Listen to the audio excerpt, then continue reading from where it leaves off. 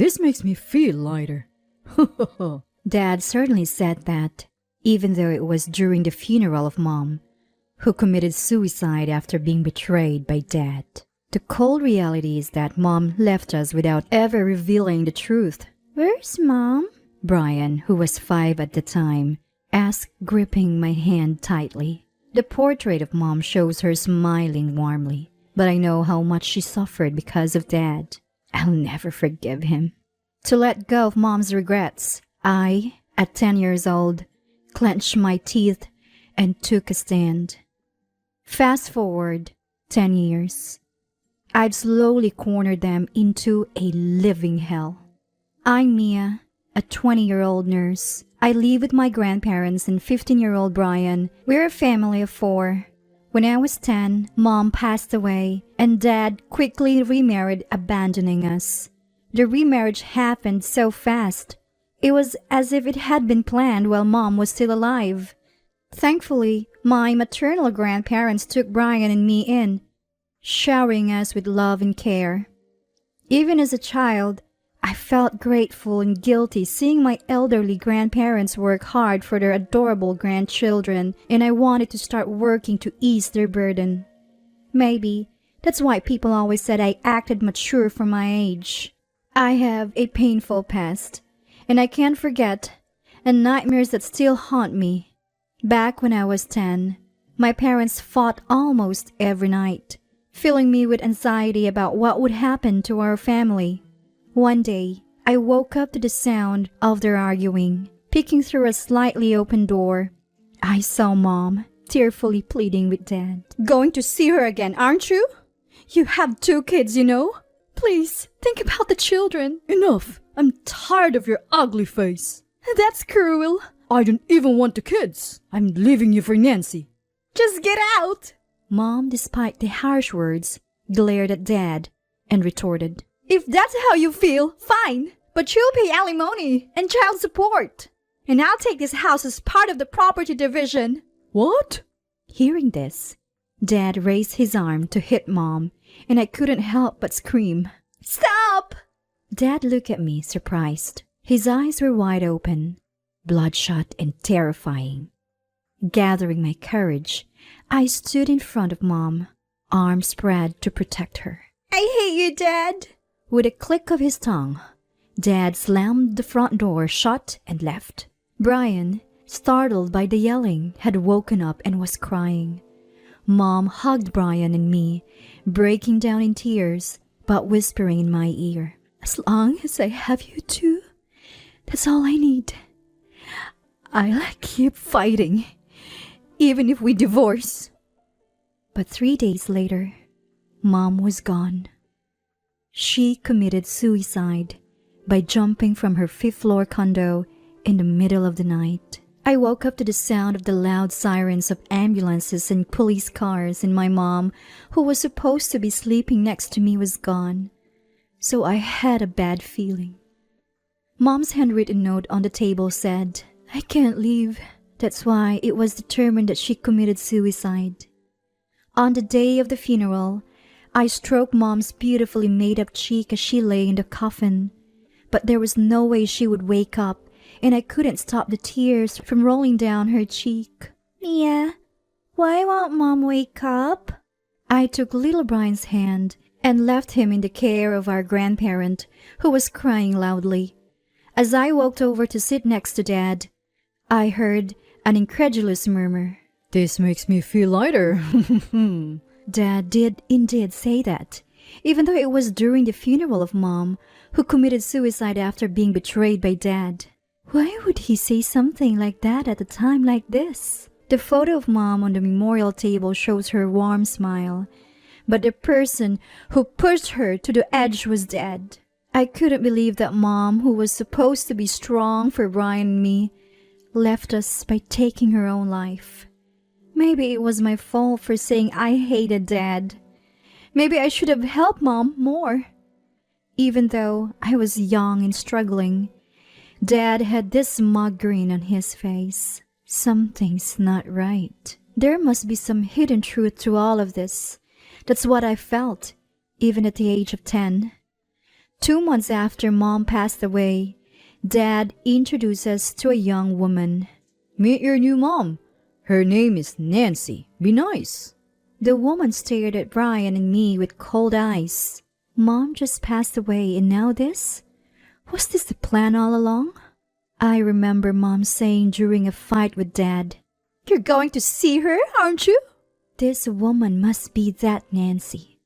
I looked at Nancy, bewildered. Living with her is going to be a nightmare.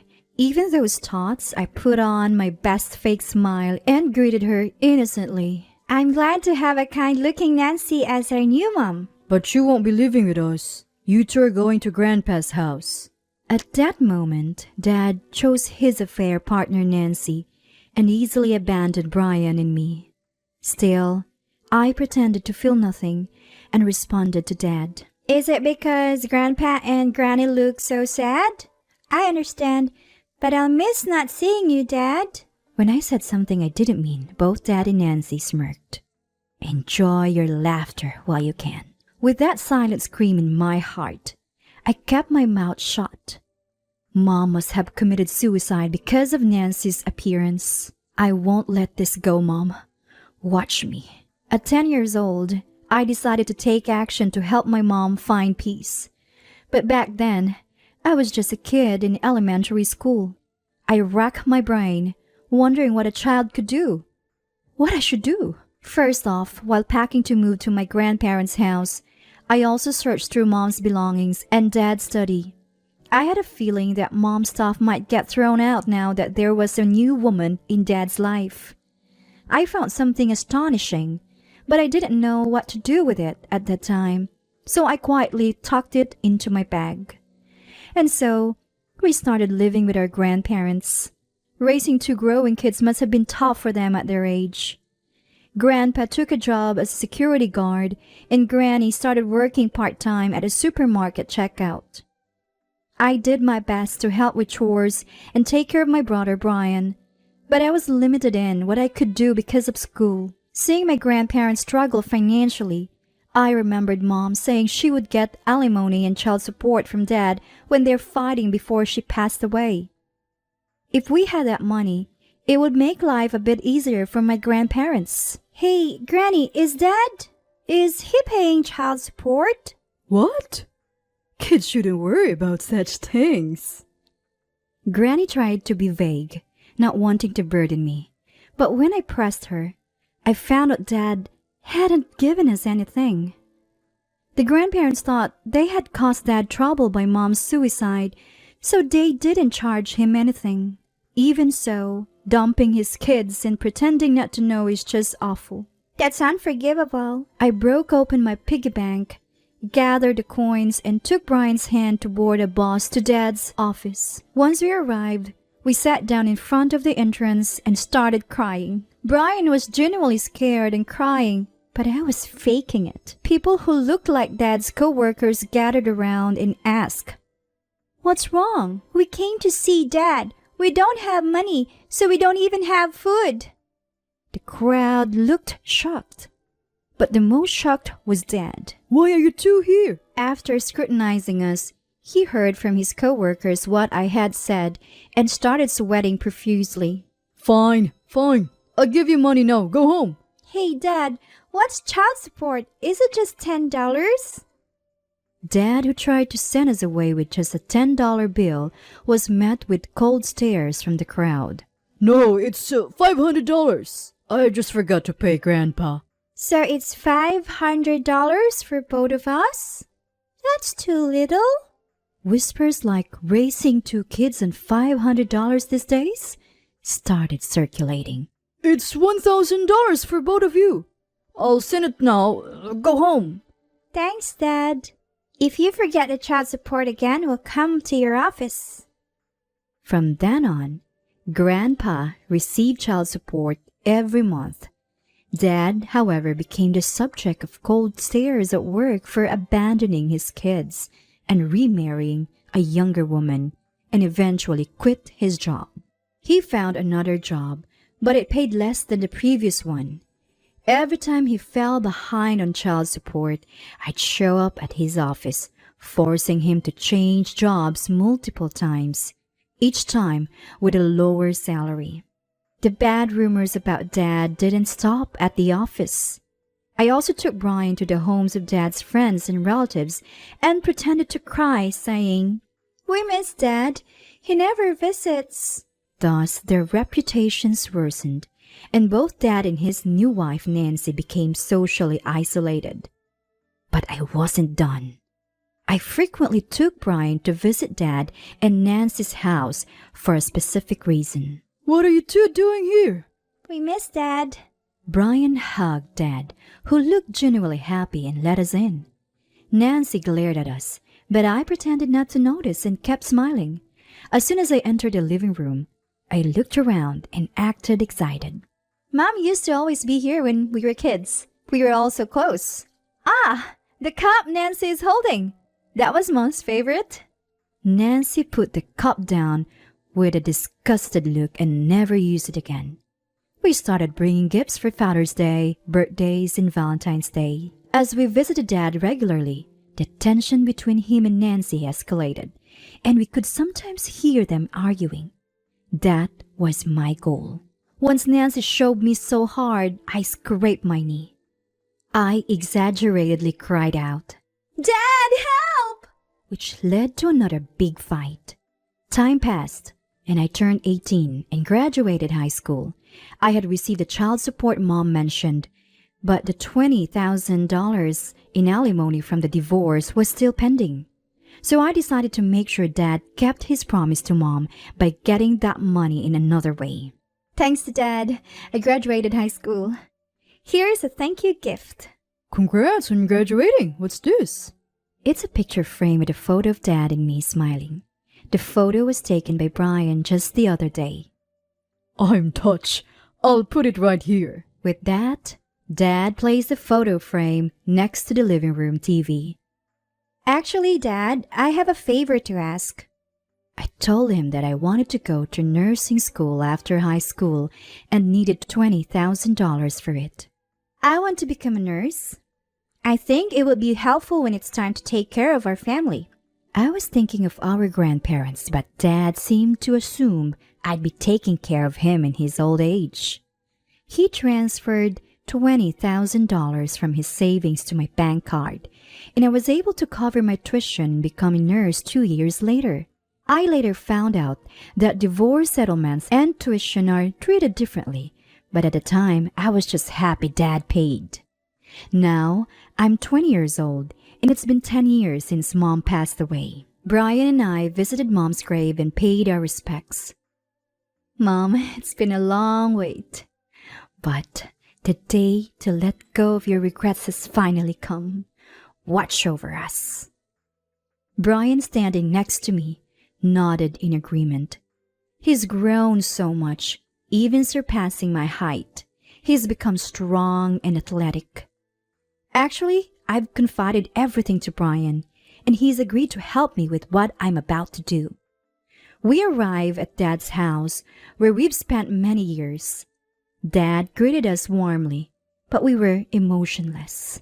Dad chatted away even though we hadn't asked him anything. Actually, I divorced Nancy after all the fights. But I have you guys. Let's live together in this house again. Did Dad really think we'd be happy about this? But I knew about Dad's divorce because I orchestrated it. I've been waiting for this moment. Who are you? Mia, what are you talking about? You took away our precious Mom's life. I've never considered you my dad. For the past 10 years, I've been patient, just to let go of Mom's regrets. Dad never expected his attitude from me. His face turned pale, and his lips trembled. Your mom committed suicide. Are you trying to say it's my fault? I think there was also a suicide note that said I can't leave. This is part of that letter? I pulled out a letter that I had found in Dad's study when I was a kid and had kept tucked away ever since. This was a letter Mom wrote to Dad during a time they were fighting over an affair. "I get that your feelings have shifted to Nancy. If you agree to pay the $20,000 settlement and $1,000 monthly child support in the divorce, then let's divorce. Please, let me and Brian live with me if I don't have those kids. This letter is torn off here and missing. The next part probably said I can't go on living, didn't it? When did you?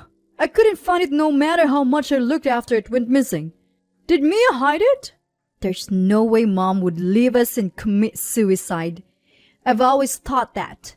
At that time, I was convinced when I saw this. It was your doing after all. When I presented him the evidence, Dad, who was at a loss for words, suddenly burst out into a disgusting smile. Even if the will was a fake? Isn't it true that Mom committed suicide? Still trying to deceive us? I know what you did, Dad. What? That I killed Mom? There's no evidence anywhere, right?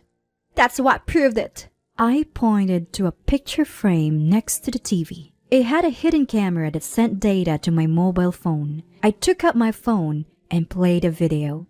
It showed Dad and Nancy in a heated argument before they broke up. In their conversation, they exposed everything. I pushed my wife off the condo to be with you. And I even helped by grabbing her leg. Nancy also furiously accused Dad. You liar! You said we wouldn't have to pay any settlement or child support if she was gone. Mia, what are you doing? Hand it over. Dad, his face red and eyes narrowed, looked demonic as he approached me. Stop! Get your filthy hands off Mia! Brian, now strong and sturdy, twisted Dad's arm. Oh, let go, it hurts. I'll do anything, just forgive me. Dad knelt down, crying and begging for forgiveness, but there was no way we couldn't forgive him. If you'll do anything, then bring our kind Mom back. Kind? My foot! She just nagged me for having a little affair. You're still saying that? Then let's settle this with the police. Hearing the word police, Dad's face changed. Wait, please, not the police. I'm sorry, I really am. After that, Dad and Nancy were arrested for taking Mom's life. During police questioning, they blamed each other and all the facts came to light. The two, showing no signs of remorse, will likely spend a long time in prison. Even if they get out, they've been fired from their jobs and disowned by their families. No one will associate with them. I'm working hard as a nurse, living peaceful and fulfilling days. Brian is studying hard, saying he wants to become a detective who protects the weak from the wicked. Since I'm also working, we've asked our grandparents to take it easy, and we plan to live happily as a family of 4 from now on.